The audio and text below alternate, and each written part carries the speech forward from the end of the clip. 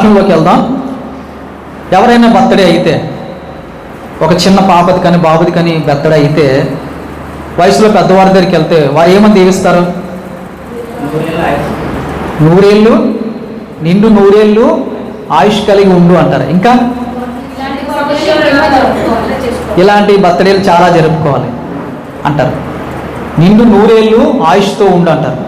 ఇదే ఆదాము గారు దేవుడి దగ్గరికి వెళ్ళి, ప్రభు నన్ను దీవించంటే నిండు నూరేళ్ళు సంతోషంగా ఉండు అంటారా దేవుడు ఆదాము గారిని? కొన్ని మెతూషలా ఉన్నారు కదా, అతను బర్త్డే కోసం వాళ్ళ నాన్నగారి దగ్గరికి వెళ్తే ఏమని దీవిస్తారు? నిండు నూరేళ్ళు అంటారా? నిండు నూరేళ్ళు, నిండు నూరేళ్ళు ఇప్పుడు మనకు అలవాటు అయిపోయిన వాడికి బాస్. కానీ కాస్త ముందుకెళ్తే, మరి కాస్త ముందుకెళ్తే నిండు 1000 ఏళ్ళు. ఆలోచన చేస్తారా? ఏమని దీవించాలి? నిండు 1000 ఏళ్ళు. ఒకప్పుడు ఆయుష్కాలం అంతే, 1000 సంవత్సరాలు వచ్చేదండి. 1000 సంవత్సరాలు, 1000 సంవత్సరాలు. అప్పుడు ఏదైనా బర్త్డే అయితే దీవిస్తే అప్పుడున్న వాళ్ళు ఏమని దీవించాలి? నిండు 1000 ఏళ్ళు వర్ధిల్లు. నిండు నూరేళ్ళు కాదు, చాలా చీప్గా ఉంది కదా, నిండు నూరేళ్ళ. ఎందుకు అలాగ అయిపోయింది? నిండు నూరేళ్ళకి ఎందుకు వచ్చేస్తాం మనం? 1000 ఏళ్ళు ఉన్న ఆయుష్కాలము 100 ఏళ్ళకి వచ్చేందుకు ఆగింది. ఆదాము గారి ఏజ్ ఎంత? మొదటి మానవుడు ఏజ్ ఎంత? మొదటి మానవుడు ఏజ్ బైబిల్లో చూద్దాం. వాక్య భాగంలోంచి ఆది కాండము 5వ అధ్యాయం 5వ మాట చూసినట్లయితే, ఆది కాండము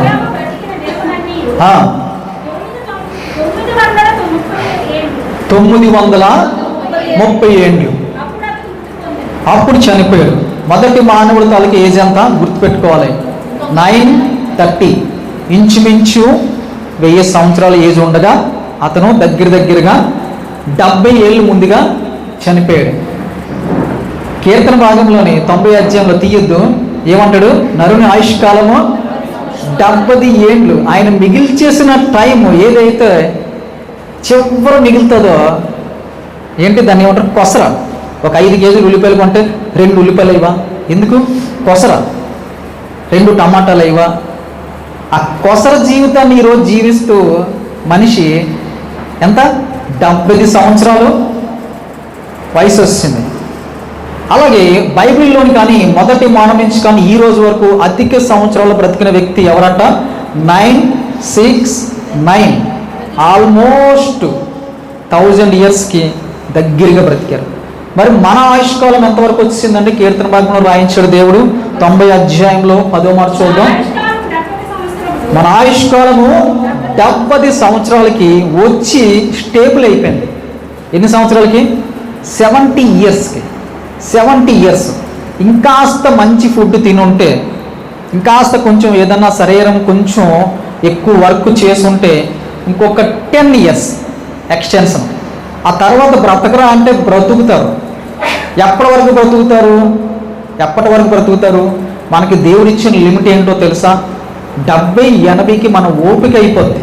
70-80కి మన యొక్క సారం మొత్తం అయిపోద్ది. ఉన్న పొలంగా స్విచ్ ఆఫ్ చేస్తే లైట్ ఎలాగైతే ఆరిపోతుందో, ఒకానొక ఏజ్ వచ్చిన తర్వాత మనం ఏదైతే ఫీల్ అవుతున్నామో బలము, ఏదైతే మనం బిందులు తీసుకెళ్ళి కుళాయి వచ్చిన తర్వాత వంటగదిలో పెట్టుకుంటున్నామో, ఏదైతే వస్తువులు మన స్టవ్ మీద కిందకు దించుతున్నామో, ఈ బలము ఒకానొక ఏజ్ వచ్చిన తర్వాత సడన్గా ఆగిపోద్ది. సడన్గా పనిచేయడం మానేస్తుంది. మనం బిందులు ఎత్తలేము. బింది పట్టుకుని 4 మెట్లు ఎక్కలేము. వయసు ఏమైంది? చాలా తగ్గిపోయింది. బలం ఏమైంది? తగ్గిపోయింది. కానీ దేవాది దేవుడి యొక్క ఉద్దేశం ఏంటో తెలుసా? ఎందుకు అలా ఏజ్ని తగ్గించవలసి వచ్చిందో దేవుడు ఎప్పుడైనా ఆలోచన చేస్తారా? 1000 సంవత్సరాలు ఉండవలసిన మనిషి యొక్క జీవితాన్ని 70-80కి ఎందుకు కుదించాడు? అసలు ఏ లిమిట్ వరకు దేవుడు తీసుకొచ్చి మనిషిని ఉంచాడో మనం బైబిల్ గ్రంథంలో చూసినట్లయితే ఆది కాండము 6వ అధ్యాయంలో 3వ మాట చూద్దాం. ఆది కాండము 6వ అధ్యాయము 3వ మాట. అప్పుడు యెహోవా, నా ఆత్మ నరులతో ఎల్లప్పుడూ వాదించదు, వారు తమ అక్రమ విషయంలో నరమాతృలై ఉన్నారు, అయినను వారి దినములు 120 ఏండ్లయను. ఎంత?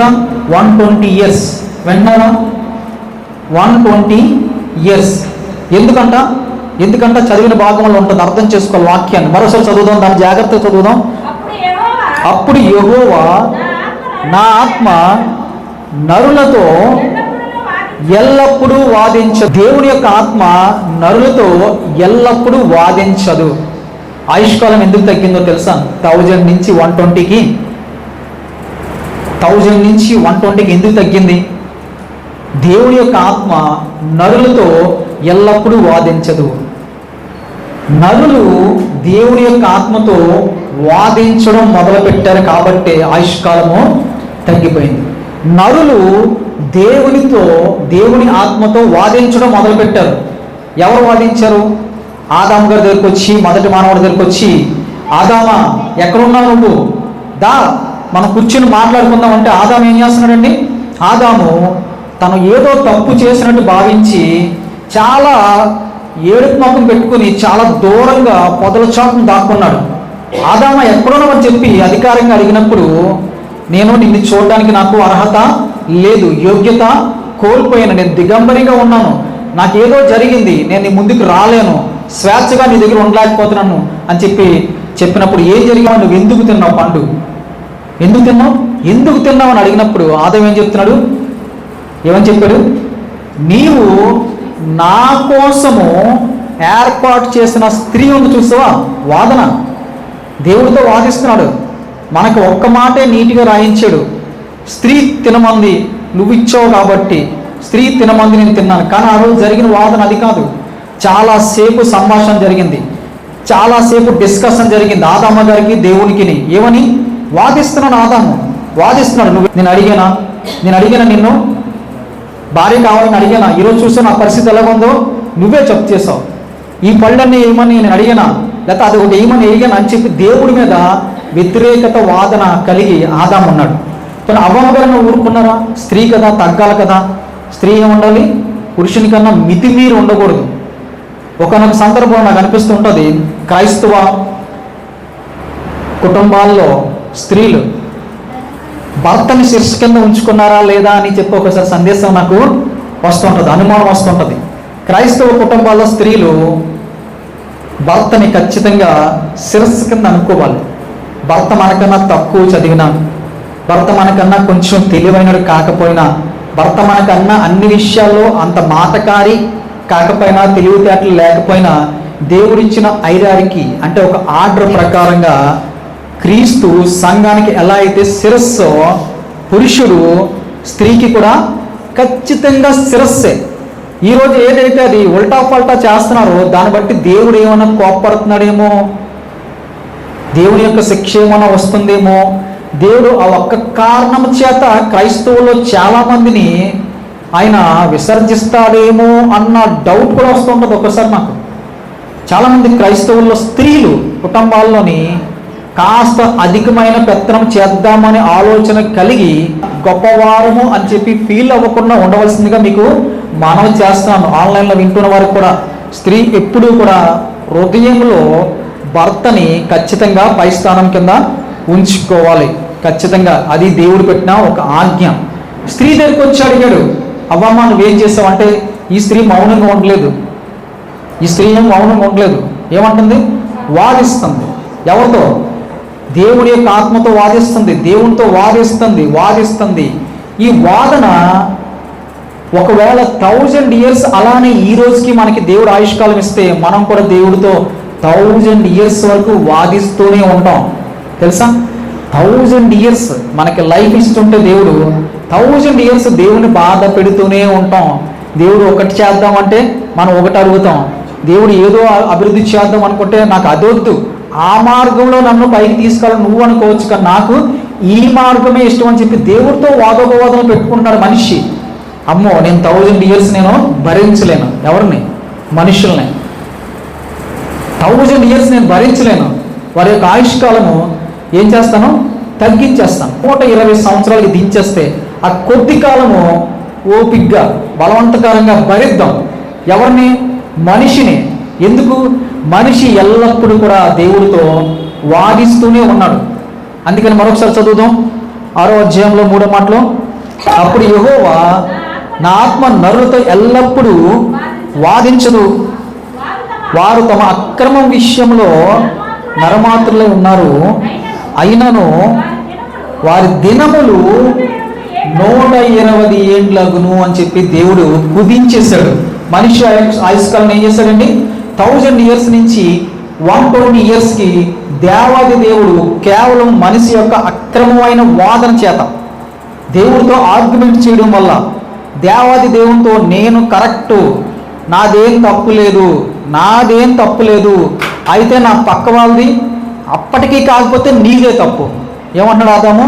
అయితే నా పక్క వాళ్ళది కాకపోతే ఇంకెవరిదో, కాకపోతే ఫైనల్గా నీదే తప్పు. దేవుడు కదా, నీదే తప్పు అని చెప్పి, ఎందుకు తప్పు చేసేటట్టుగా నన్ను డిజైన్ చేస్తావని చెప్పి ఈరోజు చాలామంది మనుషులు దేవుడిని అడుగుతుంటారు. నేను తప్పు చేసేటట్టుగా, నాకు తప్పుడు ఆలోచనలు వచ్చేటట్టుగా నన్ను ఎందుకు డిజైన్ చేసావు? నన్ను ఎందుకు అలా క్రియేట్ చేసావు? నేను ఎందుకు అలాగ తప్పుగా ఆలోచన చేస్తున్నాను? నన్ను నేను క్రియేట్ చేసుకోలేదు కదా, నన్ను క్రియేట్ చేసింది నువ్వే కాబట్టి నా ద్వారా ఏ తప్పు జరిగినా అది నీదే బాధ్యత. నో, దేవుడి చిత్తం అది కాదు. నీకు స్వేచ్ఛాపూరితమైన జ్ఞానాన్ని ఇచ్చాడు దేవుడు. నీకు జ్ఞానం ఇచ్చాడు, మంచి చెడు తెలుసుకుని విచక్షణ జ్ఞానం ఇచ్చాడు. దానికి తగ్గట్టుగా బ్రతికి కంట్రోల్ చేసుకునే జ్ఞానం కూడా దేవుడు ఇచ్చాడు. ఆ జ్ఞానాన్ని ఉపయోగించి చెడు మార్గంలో కాకుండా మంచి మార్గంలో వెళ్ళవలసిందిగా దేవుడు మనకి ఎల్లప్పుడూ కూడా తెలియజేస్తూ ఉంటాడు. మరొక వచనం చూసుకుందాం. హెబ్రీయులకు రాసిన పత్రికలో 11వ అధ్యాయము 24వ మాట చూద్దాం. మోషే పెద్దవాడైనప్పుడు ఐగుప్తు ధనం కంటే క్రీస్తు విషయమైన నింద గొప్ప భాగ్యమని ఎంచుకొని అల్పకాలము పాపభోగము అనుభవించుట కంటే దేవుని ప్రజలతో శ్రమ అనుభవించుట మేలని యోచించి. వారు ఏమయ్యారు? చిన్నపిల్లడుగా దొరికినప్పుడు పెద్దవాడు అయిన తర్వాత ఏ ధనం అంట? ఐగుప్తు ధనాన్ని ఆఫర్ చేసింది. వాళ్ళ తండ్రి కానీ పెంచిన తల్లి ఐగుప్తు ధనాన్ని మోషేకి ఆఫర్ చేసినప్పుడు ఏమన్నాడు? ఆ ధనాన్ని ఏం చేశాడు? చాలా సింపుల్గా తిరస్కరించాడు. నాకు ఆ ధనము వద్దు అంటే, ధనం ఉంటే క్రీస్తుకు దూరం అవుతామా? చెప్పండి. ధనము దేవుడి యొక్క ఆలోచనలో లేదా? ఒక మనిషికి ధనం ఉండకూడదా? ఎవరైనా ధనవంతులైతే వారు తప్పు చేస్తున్నట్ట? ఎవరి దగ్గర ధనం ఉంటే అది దేవుడికి ఇష్టం లేని కార్యమా అంటే అలా కాదు. మోషే గారికి ఎంతో ధనము ఆఫర్ చేస్తే ఆయన క్రీస్తు విషయమైన నింద నాకు చాలు, ఆ ధనము నాకు వద్దు అంటూ ఒక మాట రాస్తున్నాడు. ఏమంటున్నాడు తెలుసా?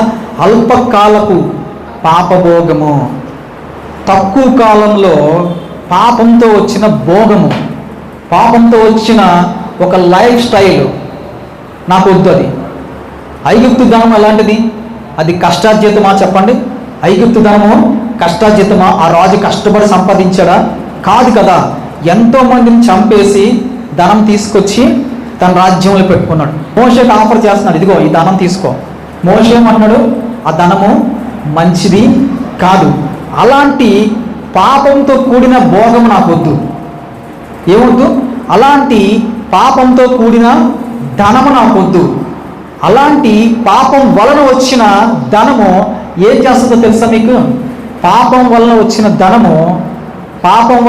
ధనము అది మన ఆయుష్కాలాన్ని తగ్గించేస్తుంది, మన ఆయుష్కాలాన్ని కుదించేస్తుంది. ఎంతోమంది ధనవంతులు ముందుగా ఎందుకు చనిపోతున్నారు తెలుసా? పాపంతో కూడిన ధనం అది. వారి సంపాదన ఎలా ఉంటుంది? వారి భోగాలు అంటే ఏంటి? మంచి లగ్జరీ కార్లో తిరగాలి, మంచి ఇంట్లో ఉండాలి, ట్రిపుల్ బెడ్రూమ్, అన్ని రూముల్లో ఏసీలు ఉండాలి, మంచి చెప్పులు ఉండాలి, మంచి డ్రెస్ ఉండాలి. ఇదంతా తప్ప అంటే నో. చాలామంది అపార్థం చేసుకుంటారు. క్రైస్తవులు ఏమంటారో తెలుసా? చాలామంది క్రైస్తవుల్లోనే కొంతమంది క్రైస్తవులు మంచి పొజిషన్లో ఉంటే వాళ్ళని ఏమని అపార్థం చేసుకుంటారో తెలుసా? వీళ్ళు ఇలా ఉండడం దేవుడికి ఇష్టమో కాదు, ధనవంతులు దేవుని రాజ్యంలో వెళ్ళరు,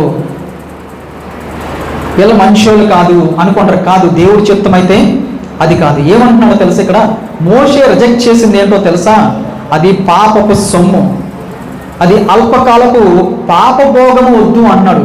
దేవుడు మనకి అధికంగా దేవుడు మంచి మార్గంలో డబ్బులు ఇచ్చాడనుకో, మనం పూర్తిగా దాన్ని అనుభవించవచ్చు. బైబిల్ గ్రంథం నుంచి మరొక వచనం చూసుకుందాం. ప్రసంగి 2వ అధ్యాయం 24. జ్ఞానైన సొలొమోను మన కోసం ఒక మంచి మాట రాయించాడు. ప్రసంగి గ్రంథం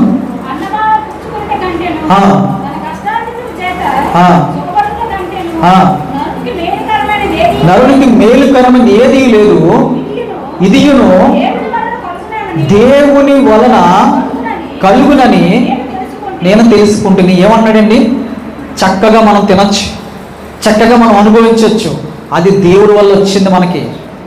అది పాపభోగము కాదు, అన్యాయం సొమ్ము కాదు, మన కష్టార్జితం. మరొక వచనం చూసుకున్నట్లయితే ప్రసంగి గ్రంథం నుంచి 3వ అధ్యాయము 13వ మాట చూసినట్లయితే, మరియు ప్రతివాడు తన కష్టార్జితము వలన సుఖము అనుభవించుట దేవుడిచ్చు బహుమానం. ఏంటో తెలుసా? మీ కష్టార్జితం వల్ల మీరు సుఖం అనుభవించవచ్చు. దేవుడు ఏమంటున్నాడు? మీరు ధనము మీ కష్టార్జితం వల్ల సంపాదించుకుని ధనాన్ని మీరు సుఖంగా ఖర్చు పెట్టుకోవచ్చు. క్రైస్తవులు కష్టాలు పడాలని చెప్పి దేవుడి ఉద్దేశం కాదు. క్రైస్తవులకి ఎండాకాలం ఏసీ కూడా ఉండకూడదు అని అంత కష్టపడవలసిన అవసరమో క్రైస్తవులకి ఏమీ లేదు. నీ కష్టార్జితంతో, నువ్వు కష్టపడి సంపాదించిన దానితో నువ్వు సుఖము అనుభవించవచ్చు. అది దేవుడు ఇచ్చిన బహుమానం, గిఫ్ట్. అది ఏమైపోకూడదు? పాపభోగం వల్ల వచ్చిందయి ఉండకూడదు. పాపం వల్ల సంపాదించిన ఆ యొక్క కష్టార్జితం కానీ భోగం అవ్వకూడదు. నీ లైఫ్ స్టైలు, నీ భోగాలు, నీ యొక్క ప్లాన్స్, నీ యొక్క పరిస్థితులు, నీ యొక్క వస్తువులన్నీ కూడా పాపం వల్ల వచ్చిన ధనంతో చేసుకుంటే నీ యొక్క ఆయుష్ని ఏం చేస్తుంది? అది కుదించేస్తుంది. అది కష్టపడి సంపాదించి నువ్వు సుఖపడ్డము, కష్టపడి సంపాదించి నువ్వు సుఖపడ్డము దేవుడిచ్చిన బహుమానం అని చెప్పి బైబిల్ గ్రంథంలో మనకి రాయిస్తాడు. మళ్ళీ చదువుతా ఆ మాట. మరియు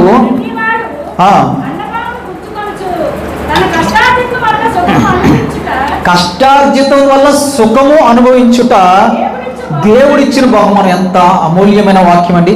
కష్టార్జితం వల్ల మనం సుఖం అనుభవించవచ్చు. క్రైస్తవులు ఎప్పుడు నీరసమైన ముఖం పెట్టుకొని, ఎప్పుడు ఏడుపు ముఖం పెట్టుకొని ఎలాగ బాధపడుతూ ఉండమని దేవుడు ఏం చెప్పట్లేదు. నీ కష్టార్జితం వల్ల నువ్వు సుఖపడచ్చు. అర్థమవుతుందండి? నీ కష్టార్జితం వల్ల నువ్వు ఎంతగానో భోగాలు అనుభవించవచ్చు. అది దేవుడిచ్చే బహుమానం, గిఫ్ట్. దేవుడు గిఫ్ట్ చేస్తాడా? ఎస్.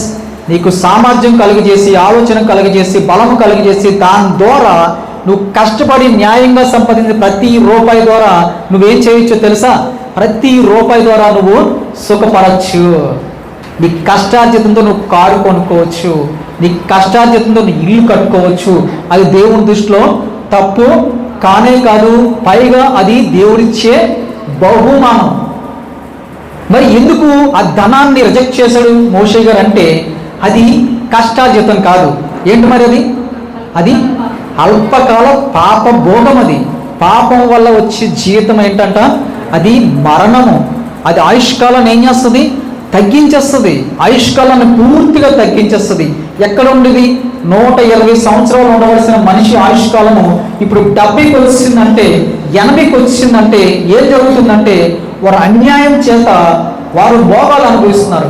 వారు కష్టపడకుండా, కష్టార్జితం కాకుండా ఏదో ఒక చెడు మార్గం ద్వారా ఏం చేస్తున్నారు?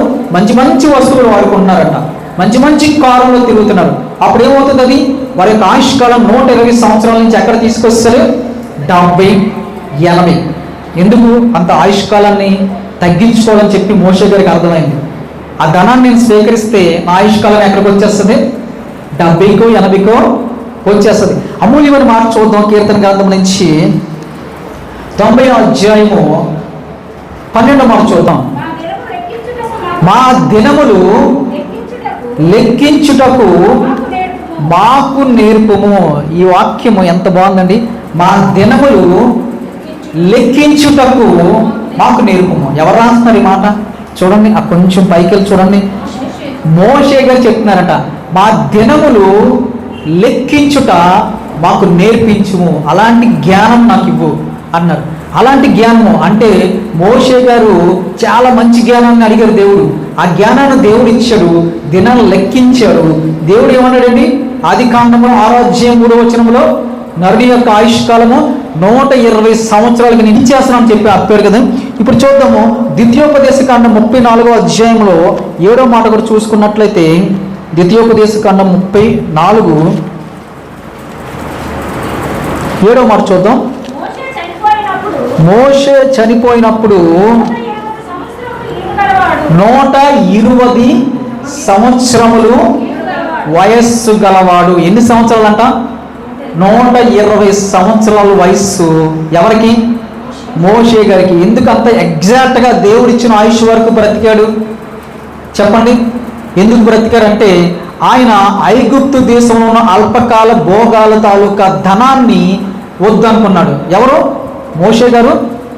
ఐగుప్తు ధనాన్ని నాకు వద్దు, నేను క్రీస్తు విషయమై కొంచెం కష్టపడతాను, నింద మోస్తాను, దేవుడికే తప్పలేదు, బాధలు కష్టాలు నిందలు అపనిందలు చెయ్యని కార్యానికి చేసామని చెప్పి నిందలు ఎవరికి తప్పలేదండి? మనం నమ్ముకొని యేసుక్రీస్తు వారికి భూమి మీద ఉండగా ఆ నింద తప్పలేదు. సో మనము కూడా నింద పడడానికి ఎక్కువగా భయపడకూడదు, ఎక్కువగా అవమానం కూడా అనుకోకూడదు. దేవుడి కోసం నింద పడడానికి ఎప్పుడూ సిద్ధంగా ఉండాలి. మోషే గారు ఏమంటున్నారు? నాకు ఈ ధనం వద్దు. ఒకవేళ నేను ధనం తీసుకుంటే నాది 120 సంవత్సరాలు నేను బ్రతికి ఉండను. ఏమైపోద్ది? అల్పకాల పాపభోగంలో సంబంధించిన ధనము మోషే గారి తాలూకా ఆయుష్ కాలాన్ని ఏం చేస్తుందండి? 70 నుంచి 80కి అలా తీసుకొచ్చేస్తుంది. అదే అర్థం చేసుకున్నా. ఎలా అర్థం చేసుకున్నాడు? 12వ వచనంలో మనం చూసాం కదా. మోషే గారు ఏమంటున్నారు? మా దినముల్ని లెక్కించుట మాకు నేర్పించు, మాకు గుర్తు చేయి, ఆ జ్ఞానం మాకు ఇవ్వు, మా దినాలని లెక్కించుట తెలియజేయమనగానే దేవుడు ఎంతగానో మురిసిపోయాడు. ఎలాంటి ప్రార్థన అది? మేము ఎన్ని రోజులు బ్రతకాలనుకుంటున్నామో నీ చిత్త ప్రకారంగా నన్ను బ్రతికించు. నాకైతే ఏమొద్దు? ఐగుప్తు ధనము. ఐగుప్తు అంటే ఏంటి? ఈ లోకపు ఆశలు, ఈ లోకపు భోగాలు, ఈ లోకపు ధనము, అన్యాయంతో కూడిన ధనము దేవుడు ఎప్పుడు కూడా యాక్సెప్ట్ చేయడు. ఒకవేళ అలాంటిది వచ్చి పడుతూ ఉంది అంటే నీ జీవితంలోకి, అది నేను ఏం చేస్తాను తెలుసా? మోషే గారు లెక్కించడం మొదలుపెట్టి ఎన్ని సంవత్సరాలు బ్రతికాడు? ఎగ్జాక్ట్గా దేవుడు ఇచ్చిన 120 సంవత్సరాలు చక్కగా బ్రతికారంట. ఎందుకు? దినాలు లెక్కించడం ఆయన నేర్చుకున్నాడు. ఎలా లెక్కించడు? అల్పకాల పాపభోగాలు కూడిన ధనాన్ని మా జీవితంలోకి అలౌ చేయము, నేను ఒప్పుకోను, అన్యాయంగా వచ్చిన సొమ్ము నేను యాక్సెప్ట్ చేయను, కష్టార్జితంతోనే ఉన్న దాంట్లోనే సుఖపడతాను, ఉన్న దాంట్లోనే సుఖపడతానని చెప్పి ఎప్పుడైతే మోషే గారికి ఆ జ్ఞానము దేవుడు ఇచ్చాడో ఆయన ఎగ్జాక్ట్గా 120 సంవత్సరాలు బ్రతికి చక్కగా మృతి పొందినట్టుగా మనము బైబిల్ గ్రంథం నుంచి చూస్తుంటాం. మనం ఎటువంటి పాప ధనాన్ని కూడా, ఆర్జితాన్ని కూడా మనం యాక్సెప్ట్ చేయకూడదు. ఎక్కువ సంవత్సరాలు బ్రతకాలంటే, దీర్ఘాయువు కలిగి ఉండాలంటే ఏం చేయాలి నువ్వు? అలాంటి లోకం నుంచి వచ్చిన అల్పకాలం, ఎంత అల్పమండి మోషే గారికి అర్థమైంది, పౌలు గారికి అర్థమైంది, నేను ఈ లోకంలో కొద్ది కాలమే ఉంటాము, మా యొక్క పూర్తి చిరునామా, మా యొక్క అడ్రస్ ఎక్కడుంది? మా పర్మనెంట్ అడ్రస్ పరలోక రాజ్యంలో మా కోసం ఉంది. దానికోసము అల్పకాల పాపభోగాలకి ఎందుకు మేము లొంగాలి? ఎంత మంచి జ్ఞానం అండి! మా దినాలను ఎందుకు మేము తగ్గించుకోవాలి? ముందుగా చనిపోవడం వల్ల మాకు వచ్చేది ఏమీ లేదు. మేమేం చేస్తాం? ఎక్కువ స్పాన్, ఆరోగ్యంగా, ఆయుష్తో, పూర్తి ఆయుష్తో బ్రతకాలంటే నీ జీవితంలోని ఏముండకూడదు? ఇటువంటి అక్రమ సంపాదన ఏది కూడా నీ జీవితంలోని ఉండకూడదు. అప్పుడు నీ ఆరోగ్యం బాగుంటుంది, ఆయుష్కాలం బాగుంటుంది, ఆయుష్కాలం వరకు ఆరోగ్యం బాగుంటుంది. అర్థమవుతుందండి? నీకు ఎంత ఆయుష్కాలం ఉందో 30 సంవత్సరాల ముందే మంచాన పడితే ఏమైనా ఉపయోగం ఉందా చెప్పండి? నీకు 120 ఇచ్చాడు, నువ్వు 90లోనో 80లోనో మంచం ఎక్కేస్తే 120 వరకు ఏం బ్రతుకుతాం? అదేం లైఫ్ చెప్పండి? అలాగని చెప్పి మన లైఫ్ని మనం ఏమన్నా ముందుగా తీసేసుకుందాం అంటే అది మర్డర్తో సమానం. క్రైస్తవులకి ఎన్నోసార్లు చెప్పడం జరిగింది, మన ఆత్మను మనం కూడా క్లోజ్ చేసుకోకూడదు, ఏ ఒక్క నరహత్య కూడా మనము చేయకూడదు. నరహత్య చేస్తే ఖచ్చితంగా వాళ్ళు ఎక్కడికి వెళ్తారు? నరకం వెళ్ళిపోతారు. అదేవిధంగా ఆత్మహత్య చేసుకున్నా సరే ఈ రోజుల్లో చాలామంది తెలియక యవనస్తులు, మొన్న ఇంటర్ పరీక్ష ఫలితాలు వచ్చినప్పుడు చాలామంది చనిపోయినట్టుగా మేము చూస్తున్నాం. ఎందుకు చనిపోతున్నారు? వాళ్ళకి ఏం వయసు ఉంది చెప్పండి? వాళ్ళకి ఏం వయసు ఉంది? ఎడ్యుకేషను, వాళ్ళ మమ్మీ డాడీ ఎడ్యుకేషన్లో జాయిన్ చేశారు, బాగుంది.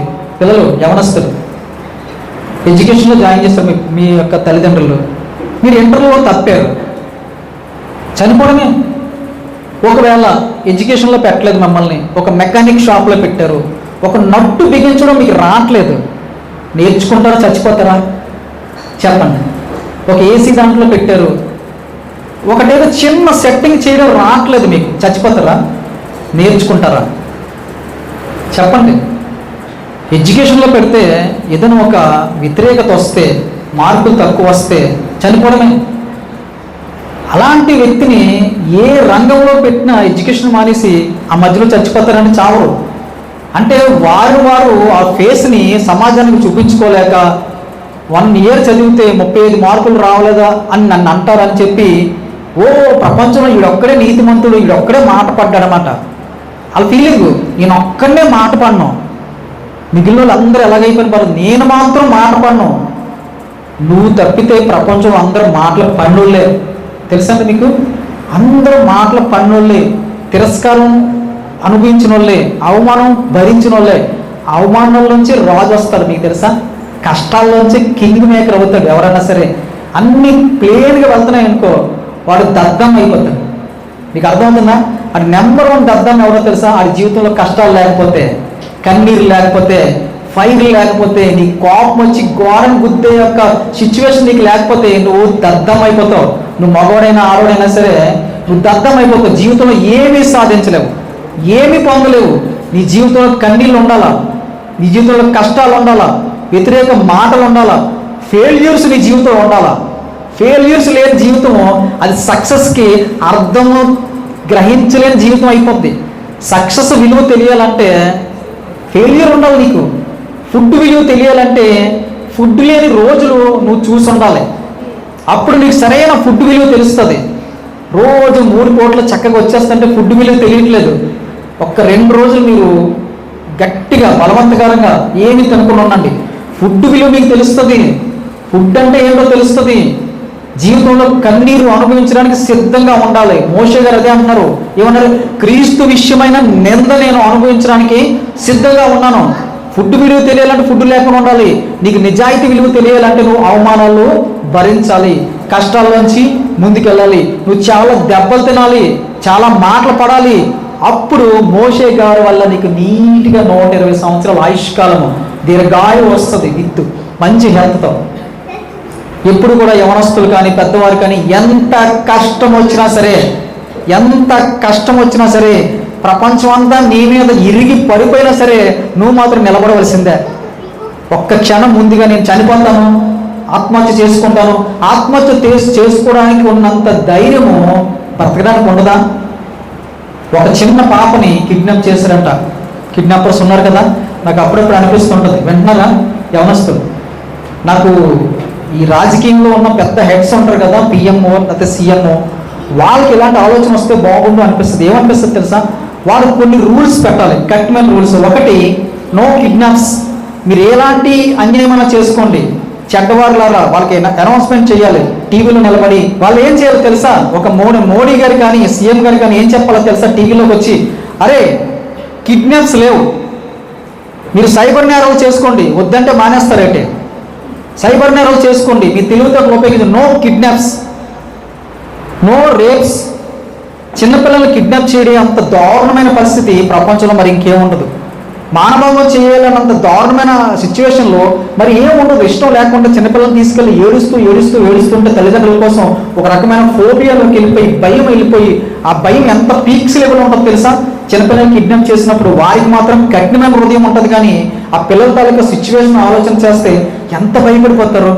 మనోళ్ళు ఎవరు లేరు ఇక్కడ, నాకు తెలిసిన ముఖం ఏది లేదు, వీళ్ళు చూస్తే చాలా సీరియస్గా ఉన్నారు, మా మమ్మీ ఏది, మా డాడీ ఏడని చెప్పి అంత చాలాగానో ఫీల్ అవుతారు. ఇలాంటివి లేవని చెప్పి ఒక సీరియస్ వార్నింగ్ గవర్నమెంట్ ఇస్తే ఎంత బాగుంటుంది అనిపిస్తుంది నాకు. కొన్ని ఉంటాయి చాలా డేంజర్ అనమాట.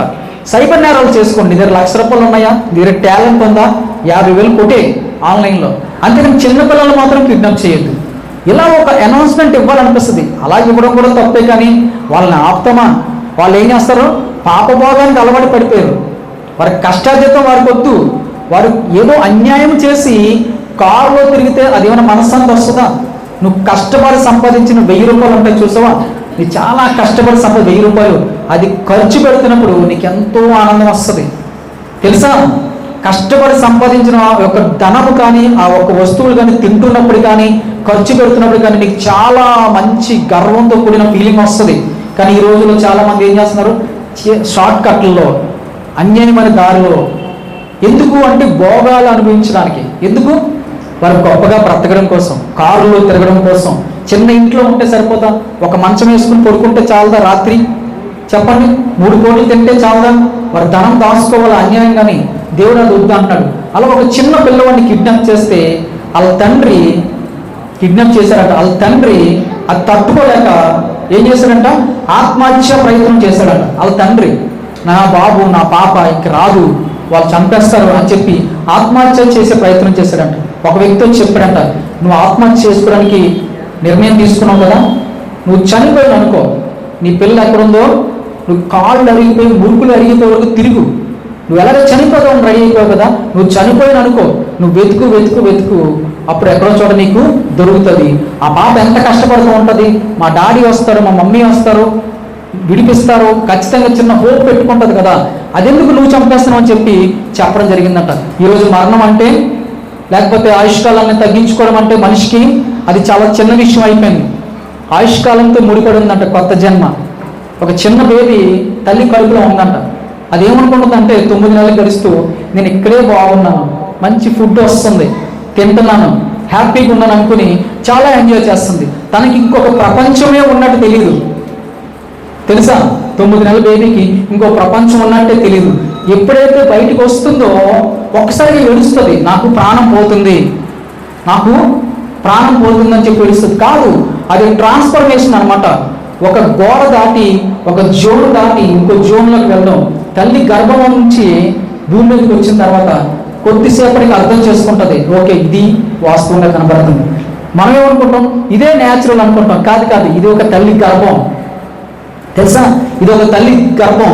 ఇక్కడి నుంచి చనిపోవడానికి ఎవరికి ఇష్టం ఉండదు. ఎందుకు? ఇక్కడే మనకి సేఫ్టీగా ఉంటుంది, ఇక్కడే మనకి అన్నీ బాగున్నాయి. కానీ ఈ తల్లి, ఈ భూమి అనే తల్లి గర్భం నుంచి మనం ఎక్కడికి వెళ్ళాలి? నిత్యాను భవనంలోకి మనం వెళ్ళాలి. నిత్యం బ్రతికే ఒక భవనంలోకి మనం వెళ్ళాలి. అది ఈ గర్భం నుంచి మనం బయటికి వెళ్ళాలి. ఇక్కడ మాత్రము ఎప్పుడు కూడా ఆత్మహత్య చేసుకునే ప్రయత్నము ఎట్టి పరిస్థితుల్లో చేయకూడదు.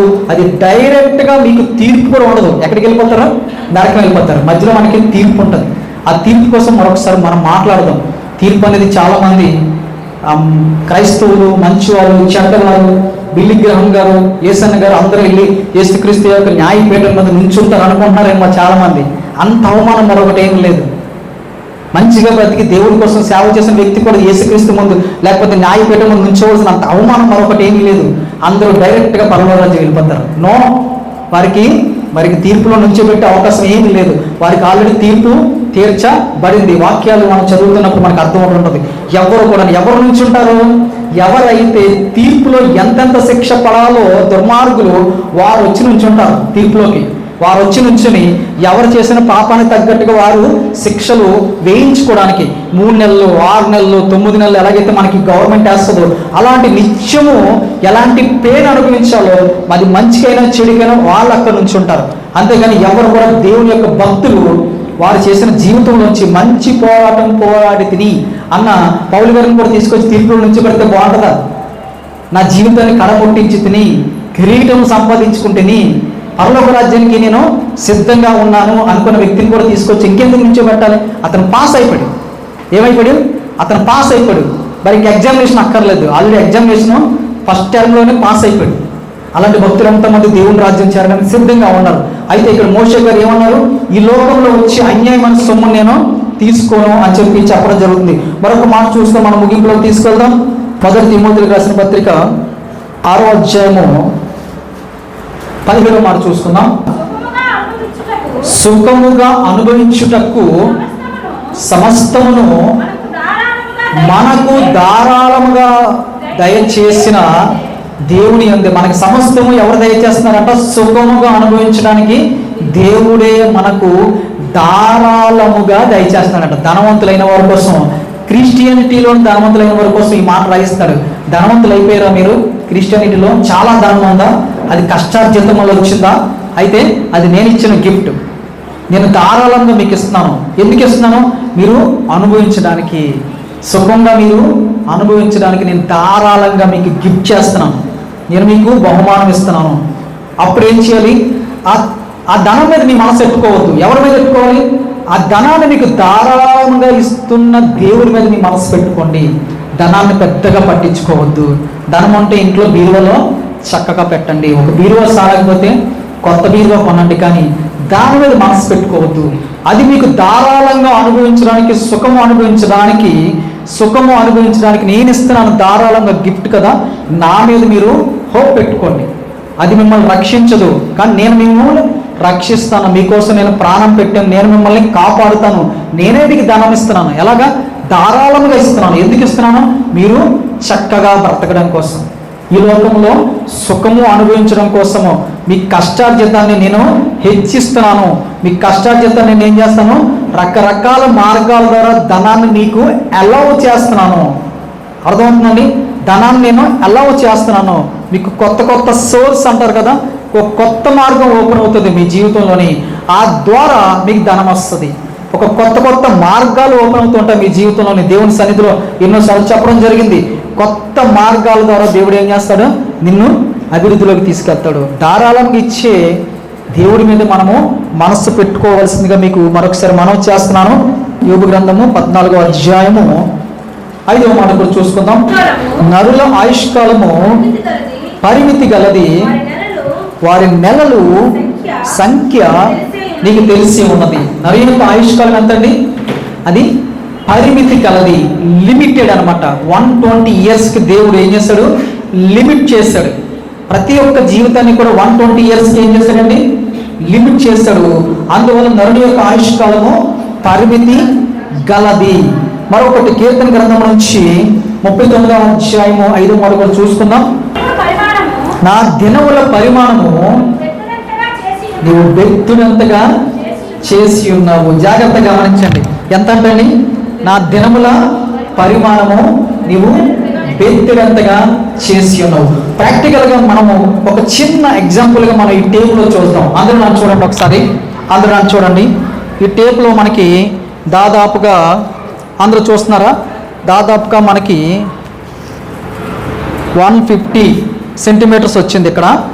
మనం ఒకవేళ 100 years వరకు మనం కట్ చేసినట్లయితే, మనకి 100 years అనుకుంటే నిండా 100 ఏళ్ళు కట్ చేసినట్లయితే ఒక వ్యక్తి జీవితము ఇది. ఒక వ్యక్తి జీవితం ఏంటి? ఇది వచ్చిందనమాట. ఇప్పుడు బ్యాక్ సైడ్ నుంచి మనము ఎంతకాలం బ్రతికాము? ఎవరైనా సరే ఒక 60 దగ్గర ఉండుంటే, ఒకవేళ 50 తీసుకుందాం. 50 సంవత్సరాలు మన జీవితంలో ఏమైపోయింది? ఇది 50 years అనమాట. 50 సంవత్సరాలు మన జీవితంలో అయిపోయింది. ఇప్పుడు ఇంకెంత ఉంది? ఇంకొక 50 సంవత్సరాలు ఉంది కదా. ఇందులో మనం ఎంతకాలం పడుకుంటామో తెలుసా? ఎగ్జాక్ట్గానే ఒక రోజులో ఎంత టైం పడుకుంటాం మనం? సగం టైం మనము ఆల్మోస్ట్ నిద్రపోవడానికి ప్రయత్నం చేస్తాం. అంటే ఇంకో సగం తీసేయండి, ఇంకెంత మిగిలింది? చాలా తక్కువ మిగిలింది. ఇందులో మనం స్నానం చేయడానికి ఎంత? కొంత. ఇంకా మనం భోజనం చేయడానికి ఎంత? కొంత. మనం డ్రెస్ వేసుకోవడానికి ఇంకొంచెం. మనము మొబైల్ చూడడానికి, చిన్న చిన్న ఎంటర్టైన్మెంట్కి వాడే టైము ఇంకొంచెం. ఇంకా మన ఫ్రెండ్స్తోని, ఫ్యామిలీతోని సరదాగా అప్పుడప్పుడు బయటికి వెళ్తాం కదా, రోజు వెళ్ళాం. అప్పుడప్పుడు బయటికి వెళ్ళేటప్పుడు ఇంకెంత? ఇంకొంచెం. మన జీవితంలోని అన్నెసెసరీగా కొంత టైం వేస్ట్ చేస్తాం. టైం పాస్ అవ్వట్లేదు అంటారు. టైం పాస్ కాదు, నాకు చాలా విచిత్రంగా ఉంటుంది. టైం పాస్ ఏంటి? నీ ఆయుష్ పాస్. అది నీ ఆయుష్ని నువ్వు వాడుతున్నావు అక్కడ. అది టైం పాస్. టైం పాస్ అవ్వట్లేదు, నాకు ఎంటర్టైన్మెంట్ లేదు, టైం పాస్ అవ్వట్లేదు. టైం పాస్ అవ్వడం కాదు, నువ్వు ఆయుష్ పాస్ అయిపోతుంది. 100 సంవత్సరాలు ఎంతవరకు వస్తుందని టైం పాస్ కోసం ఏం చేస్తారో ఏదేదో చేస్తారు కదా. ఇప్పుడు చదువుదాం ఈ వాక్యాన్ని. చదువుదాం ఒకసారి. కీర్తన గ్రంథం నుంచి 39:5 చూద్దాం. నా దినముల పరిమాణము నీవు బెత్తుడంతగా చేస్తున్నావు. ఎంత మిగిలిందని మన చేతిలో? కరెక్ట్గా చూడండి. ఎంత మిగిలింది? బెత్తుడంటే 4 ఏళ్ళు అనమాట. 4 ఏళ్ళు అంత కూడా లేదు. మన లైఫ్, మన మిగిలిన లైఫ్ ఒకవేళ 50 సంవత్సరాలు చేసుకుంటే మన మిగిలింది బెత్తుడంత మిగిలిందండి మన లైఫ్. అన్ని పోను మనకున్నది చాలా చిన్ని లైఫ్ మిగిలింది. మనకి ఇంకా అనుకోవచ్చేమో 120 సంవత్సరాలకి చాలా ఉందని. కాదు, అందులో సగానికి సగం మన లైఫ్ నిద్రపోవడానికి, స్నానం చేయడానికి, తినడానికి, పౌడర్ రాసుకోవడానికి సంవత్సరం అయిపోద్దేమో. రోజు ఒక 5 నిమిషాలు పౌడర్ రాసుకుంటాం, తలదవ్వుకుంటాం, జడ వేసుకుంటాం, బట్టలు వేసుకుంటాం, వీటికి ఒక సంవత్సరం 2 సంవత్సరాలు అయిపోతుంది మన ఆయుష్కాలంలో. సంవత్సరం పాటు తయారవుతాం మనం, తెలుసండి. మళ్ళీ మార్కెట్కి వెళ్తాము, షికారుకి వెళ్తాము, ఫంక్షన్కి వెళ్తాము, పెళ్ళిళ్ళకి వెళ్తాము, ఇంకా అయిపోయింది. మనది ఎంత అయిపోయిందండి? చిన్ని బెత్తుడంత అయిపోయిందంట. చాలా చిన్ని లైఫ్, బెత్తుడంత లైఫ్ అయిపోయిందంట. 4 వేళ్ళు బెత్తుడంత లైఫ్, చాలా చిన్ని లైఫ్ అయిపోయింది మనది.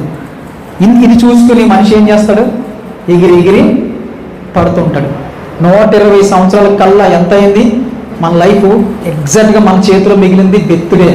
మనం తొందరపడాలి, దేవుడి కోసం ప్రయత్నం చేయాలి, ప్రార్థన చేసుకోవాలి. మనకి ఏమీ లాంగ్ లైఫ్ ఏమీ లేదు. అన్ని కౌంటింగ్స్, అన్ని వేస్టేజెస్ తీసేస్తే, తరుగు మొత్తం తీసేస్తే బంగారం చాలా తక్కువ మిగులుతుంది. తరుగుతో ఎంత కనబడుతుంది, తరుగు మొత్తం తీసేస్తే ఆ ఖర్చు, ఈ ఖర్చు, ఆ యొక్క సమయం, ఇది చేసేస్తే ఎంత మిగులుతుంది? బెత్తుడు మిగులుతుంది. ఆ టైంలోనే దేవుడి కోసం మనము ఆలోచన చేయాలి, వాక్యాన్ని వినాలి, వాక్యం చేత మనల్ని మనము కట్టుకోవాలి. ఆ బెత్తుడి లైఫ్లో కూడా ఎంత విచిత్రం అంటే, ఈ బెత్తుడి లైఫ్లోనే లోకాన్ని ఏదో సాధించేద్దాం, లోకాన్ని ఏదో జయించేద్దాం. ఏంటి ఈ బెత్తుడి లైఫ్లోనే లోకంలో ఏదో సాధించేయాలి, లోకంలో నాకన్నా గొప్ప వాళ్ళు ఉండకూడదు, లోకంలో నా యొక్క ఏరియాలో, మా స్ట్రీట్లో నేనే గొప్ప ఉండాలి, మా లెవెల్లో నేనే గొప్ప ఉండాలి, మా స్కూల్లో నేనే గొప్ప ఉండాలని అనవసరంగా అందులో సగం మళ్ళీ వేస్ట్ చేస్తారు. నో, చాలా చిన్ని లైఫ్ మీ చేతిలో మిగులుతుంది. మీరు ఆలోచన చేయడానికి, వాక్యం వినడానికి, వాక్యం చేత మిమ్మల్ని మీరు సరి చేసుకోవడానికి, నిలబడడానికి మీకు ఉన్నది చాలా చిన్ని లైఫ్, చాలా స్మాల్ లైఫ్.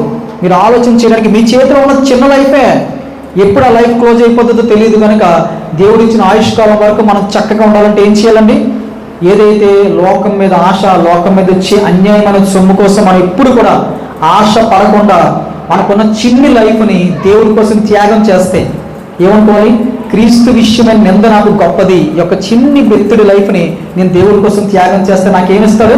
ఎటర్నల్ లైఫ్ ఇస్తాడు. ఎటర్నల్ లైఫ్, దాని విలువ తెలిస్తే, అది ఒకసారి ఆలోచన చేస్తుంటే ఇది ఎంత అద్భుతంగా ఉంటుందో తెలుసా? దాని విలువ తెలియకే ఈ లైఫ్ని సమాజాన్ని ఉద్ధరిస్తాం అనుకుని సమాజంలో గొప్ప పేరు తెచ్చుకోవాలి, సమాజంలో గొప్ప హోదా తెచ్చుకోవాలి. ఈ చిన్న లైఫ్ని దానికే అర్థం చేస్తుంటారు. హోదా ఉన్నా లేకపోయినా మనకు ఎటర్నల్ లైఫ్ ముఖ్యం. మనకి లెవెల్ ఉన్నా లేకపోయినా మనకి నిత్య రాజ్యంలోకి వెళ్ళడానికి లైఫ్ ముఖ్యం. ఈ లైఫ్ని, చిన్ని లైఫ్ని దేవుడి కోసం మనం త్యాగం చేద్దాం, దేవుళ్ళలో నడిపిద్దాము, ఆత్మీయంగా అభివృద్ధి చెందుదాము, అందరం కలిసి దేవుని రాజ్యం చేరుకుందాము. మనకిచ్చిన ఆయుష్కాలం మొత్తం పూర్తిగా బ్రతుకుదాం, ఆరోగ్యంగా బ్రతుకుతాం. అటువంటి మంచి ఆశీర్వాదకరమైన ఆశీర్వాదాలు మీకు, మీ కుటుంబ సభ్యులకు నిండుగా వచ్చును గాక. ఆమేన్.